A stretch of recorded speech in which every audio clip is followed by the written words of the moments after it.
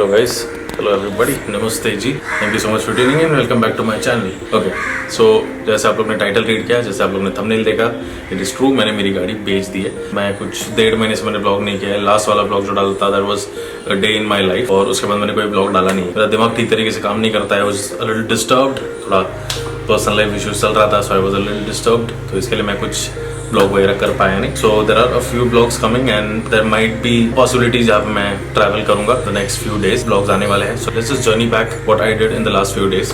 सबसे पहली चीज मैंने की है, I got my second vaccination. Vaccination का कार्ड बन गया है, वो जो 2 डोजेस हो जाने का जो कार्ड बन जाता है वो हो गया है। So let me show you how it all started. I got vaccinated, that is the first thing. Double mask पहनने को बोला है, they told me to carry Aadhaar card और पहले वाले वैक्सीनेशन का सर्टिफिकेट। आज का एक तो बारिश बहुत हो रही थी ना, तो थोड़ा डिले हो गया, आधा पौना घंटा ऊपर नीचे हो गया। हॉस्पिटल वाले स्टाफ जो आए थे वो लोग भी आधा घंटा लेट आए।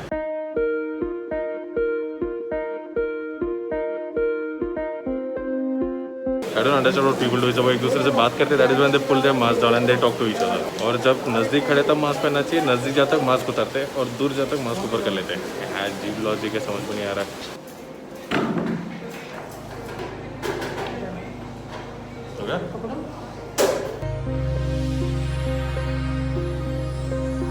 एक्चुअली मेरे को डस्ट एलर्जी होते रहता है, तो जब मैंने उनको बोला थोड़ा सा मेरे को हेडेक हो रहा है, सब डर गए एकदम से। नहीं तू बैठ पार्ले जी का चाय पी, ये कर। वेरी नाइस है, people are very nice, but क्या है ना, कभी कभी ये क्राउड होता है ना, सीरियसली इट्स अनोइंग। वैक्सीनेशन हो गया, ऐसे बोलते हैं कि काफी साइड इफेक्ट्स होता है, और कुछ लोग को है कि जरा भी कुछ साइड इफेक्ट हुआ नहीं, या फिर वैक्सीनेशन के बाद हेडेक नहीं हुआ या फीवर नहीं हुआ, क्रोसिन खाने की जरूरत नहीं पड़ी। तो so I was one of them, मेरे को कुछ हुआ नहीं। फर्स्ट वैक्सीनेशन के बाद भी कुछ नहीं हुआ, सेकंड वाले के बाद भी कुछ नहीं हुआ। सो I'm all set. So vaccination is done.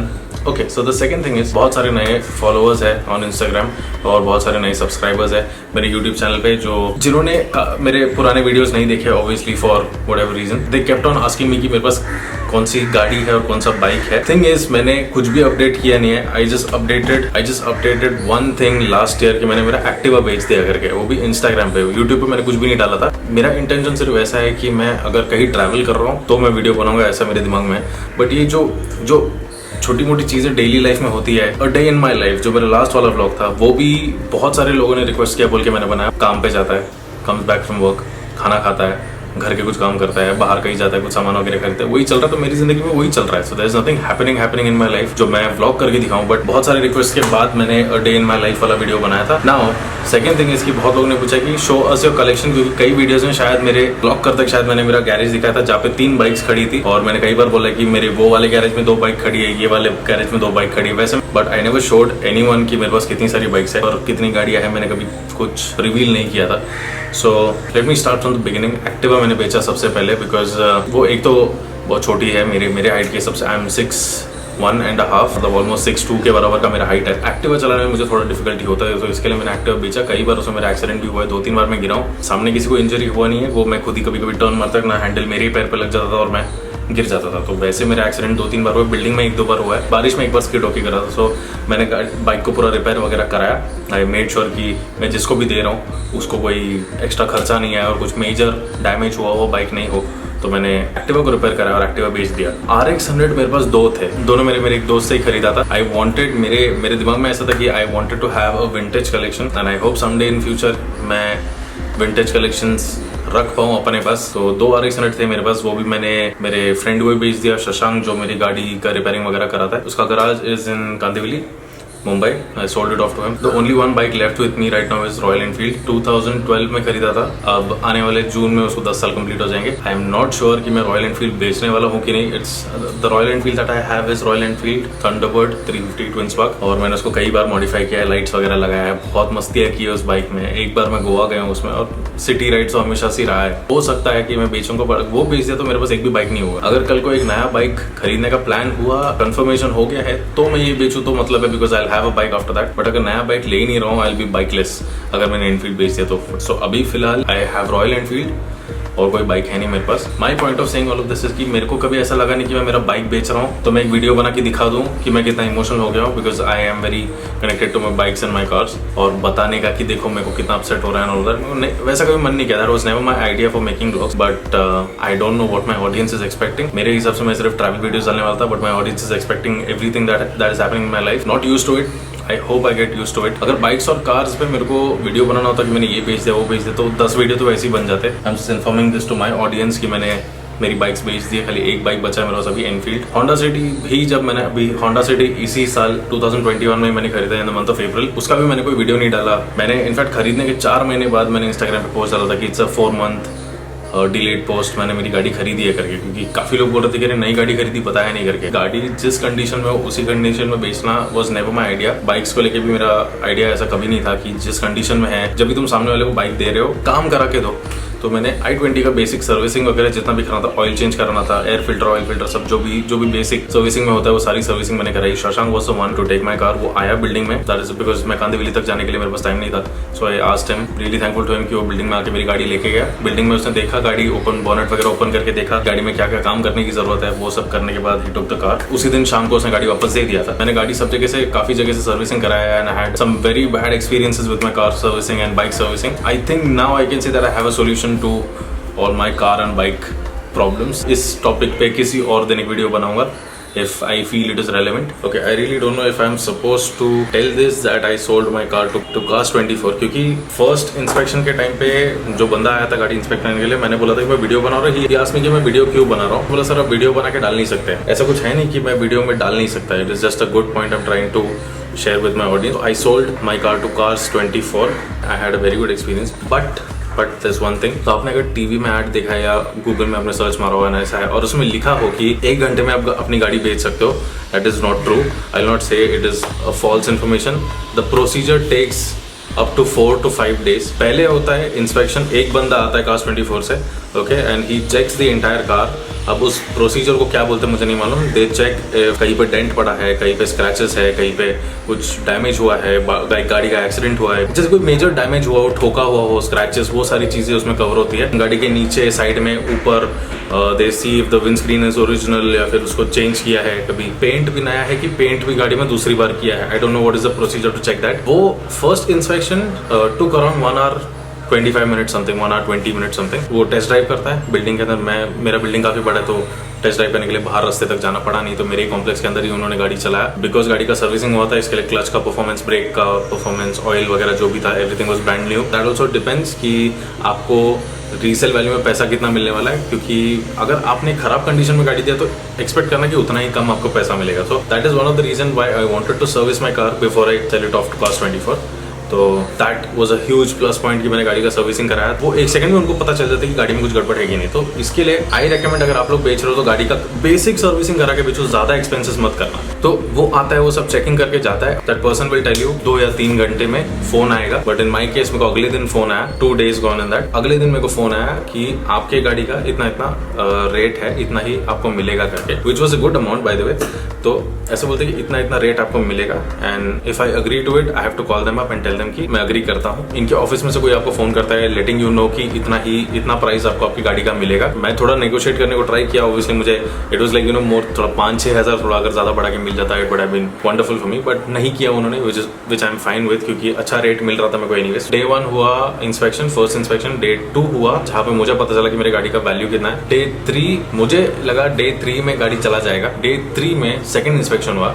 तो बेसिकली मेरे हिसाब से मुझे ऐसा लगता है कि सेकंड इंस्पेक्शन में क्या होता है कि फर्स्ट इंस्पेक्शन के बाद मैंने गाड़ी कितना चलाया है, और अगर फर्स्ट इंस्पेक्शन में जो डैमेजेस वगैरह लिखे उसके अलावा कोई नए डैमेजेस आए हैं क्या, तो वो एक दूसरा बंदा आके चेक करता है। एक पूरा बुकलेट आता है जहाँ पे Cars24 का पूरा फॉर्म है, जिसमें आई थिंक फॉर्म नंबर 29 है, फॉर्म नंबर 26 है, और भी बहुत सारे फॉर्म है जिसमें आपको सिग्नेचर करना पड़ता है just to make sure that transfer happens smoothly. RTO वगैरह का पेपर्स होता है, आपको बस वो 6-7 पेपर में साइन करना होता है। With that you need a valid PUC। अगर PUC नहीं है तो PUC करा लो, because that matters a lot when you sell the car. Original insurance और उसका जेरोक्स रखो, हर एक चीज का जेरोक्स रखो इस होटल से। RC ओरिजिनली सबमिट करना पड़ता है। Insurance, PUC and RC, these 3 things are the most important things when you want to sell your car और बाइक। 2 फोटो कॉपी मांगते हैं विदाउट फेल। वो लोग फोन पे बोलते कि 1 ही फोटो चाहिए, बट एंड में वो लोग बोलते कि 2 फोटो चाहिए। 2 फोटो निकाल के रखना कभी भी। गाड़ी की अगर दोनों चाबियां हैं आपके पास तो गाड़ी की दोनों चाबियां देना जरूरी है। मेरे पास 2 नहीं था। उसके बाद आता है गाड़ी का पिकअप करने का दिन, which happened 2 days after the second inspection. Third inspection में बेसिकली क्या होता है, वो लोग ये देखते हैं कि सेकंड इंस्पेक्शन के बाद और थर्ड इंस्पेक्शन होने से पहले, गाड़ी लेके जाने से पहले हमने गाड़ी चलाया है कि नहीं और गाड़ी में कोई नए डैमेजेस है कि नहीं। एवरी सिंगल इंस्पेक्शन दे वो मेकिंग श्योर कि एक पॉइंट निकल आए जहाँ पे वो मेरा गाड़ी का सेल वैल्यू थोड़ा कम कर दे। जैसा फर्स्ट इंस्पेक्शन के टाइम पे था वैसे ही गाड़ी के पिकअप के टाइम पे था। So third inspection is not third inspection, it is the pickup of the car. But वो पिकअप करने से पहले भी एक इंस्पेक्शन होता है। 2 लोग आए थे गाड़ी पिकअप करने के लिए and for the third inspection वो लोग ने अपने हिसाब से गाड़ी जैसे फर्स्ट इंस्पेक्शन में चेक किया वैसे थर्ड वाले इंस्पेक्शन में वैसे ही गाड़ी चेक हुआ। हुड वगैरह खोल के देखा, बॉनेट खोल के देखा, चला के देखा उन्होंने कि परफेक्ट कंडीशन में है कि नहीं। Everything is perfectly done. और बैंक अकाउंट नंबर देना जरूरी है। They ask for your bank account number when you talk to them after the first inspection. वो लोग फोन करके जब एग्जीक्यूटिव बोलता ना कि आपको गाड़ी बेचना है कि नहीं, व्हेन यू से yes they ask for your bank details. आपको बैंक डिटेल्स आपको भेजना होता है। वो लोग आपको बताएंगे कौन से नंबर में भेजना होता है, वो व्हाट्सएप पे आपको सेंड करना पड़ेगा। You have to send your bank details, your name. 1 रुपया ट्रांसफर करेंगे। दिल मेक श्योर कि आपको 1 रुपया मिला है एंड यूल से हाँ मुझे 1 रुपया मिल गया। जब पता चलता है कि वही करेक्ट बैंक अकाउंट है, that is when they will transfer the rest of the amount during the pickup of the car. तो जब थर्ड इंस्पेक्शन होता है, whoever respective person है जिसको बोलना होता है, इन्फॉर्म करना होता है, ये उसको फोन करके बोलता है कि the car is exactly the way it was, perfect condition में है, कोई कुछ नए डैमेजेस है नहीं, so you transfer the amount. Everything happens in a minute. मतलब वो जैसी गाड़ी का इंस्पेक्शन करता है, फोन करते साथ 1 मिनट के अंदर मेरे बैंक अकाउंट में मेरे सारे पैसे आ गए। So that was really quick. If you try to calculate the plus and minus points in this situation, फर्क सिर्फ इतना है कि बोला जाता है कि 1 घंटे में गाड़ी बिकता है, बट मेरा गाड़ी 5 दिन में बिका। I just wanted to sell it off. मैं actually दोनों गाड़ी रखने वाला था, बट मैंने नहीं रखा। I'll say a lot of memories attached to this car, i20. I was 18 years old when we got this car, और ये हमारे फैमिली का पहला कार था। गाँव वगैरह में तो सबके पास गाड़ी है, बट यहाँ पे मुंबई में हमारे पास पहले गाड़ी नहीं था। When we had a car that was Fiat, Padmini Fiat in 95 में बच्चा था वो टाइम पे। वो गाड़ी था, उसके बाद कोई गाड़ी हमने लिया नहीं था। When I was 18, which was 9 years ago, तब जाके हमने ये गाड़ी खरीदा। इस गाड़ी को मैंने पूरा वसूल किया है टेक्निकली देखा जाए तो। I have taken this car to places I can't even imagine that this car will go. One of my best experiences was Ladakh. Like I was saying कि मेरे बहुत सारे नए सब्सक्राइबर्स और नए फॉलोअर्स हैं जिनको who does not know the entire story about my YouTube channel। और I20 में लद्दाख लेके गया था, Mumbai to Ladakh and Ladakh to Mumbai. I did Khardungla pass twice, I did Changla pass twice, बाकी सारे passes भी कर लिए थे। Out of all the passes, I think एक ही pass मैं क्रॉस नहीं कर पाया, बाकी सारे passes मैंने कर लिए थे 920। बहुत लोगों ने मजाक उड़ाया। That was another challenge for me when I decided to go to Ladakh, because see अब हर किसी के पास बड़ी गाड़ी होती नहीं है, and if you want to rent a car in Ladakh तो फिर किडनी बेचने की बात हो जाती है, उतना एक्सपेंसिव हो जाता है। I do not have a choice, but मुझे लद्दाख जाना था, because मेरे हिसाब से ऐसा है कि वही एक मौका था मेरे पास जाने का। I20 was the only option I have, और मैं चाहता था कि मैं ब्रूनो को भी लेके जाऊँ। I took it in a very motivating way कि जिनको मजाक उड़ाने उड़ाने दो। I went to Kerala once, but वो टाइम पे मैं vlog नहीं करता था। मैं मेरे कज़न की शादी के लिए गया था, me, my mom और मेरा भाई। That was another long distance travel. We did it in 26-27 hours something. I have a lot of memories with this car. मैं मेरी नानी को इस गाड़ी में कई बार लेके गया हूँ। She passed away a few months ago. You know, ऐसे काफ़ी सारे memories है। It'll always be very close to my heart. And जितना मुझे खुशी है इस गाड़ी को अपने पास 9 साल 9.5 साल रखने का, उतना ही दुख है कि मुझे बेचना पड़ रहा है, because I don't have a choice right now. You know one of the best things about this car is कि इस गाड़ी का जो गैरेज मेरे बिल्डिंग के बैक साइड में था, that was the smallest garage in the entire building. i20 का जो साइज है उससे 3 या 4 इंच ही स्पेस था गैरेज का। मतलब गाड़ी कहीं से भी ठुक सकता है। You not believe it, in 9 years मैंने वो गाड़ी को उस गैरेज में कभी भी किधर भी टच होने नहीं दिया, मैंने कहीं पे भी ठोका नहीं। That is how perfectly I used to park. कभी मैं रिवर्स जाता हूँ, लगता है कि पीछे से ठुक जाएगा, फिर आगे, फिर पीछे, फिर आगे, फिर पीछे, and then that's how I used to park it. I'll repeat again to all the new subscribers and followers on my account. I20 was my first baby, even before I got my first bike. I have a lot of memories to cherish, and yeah, I'll always miss this car.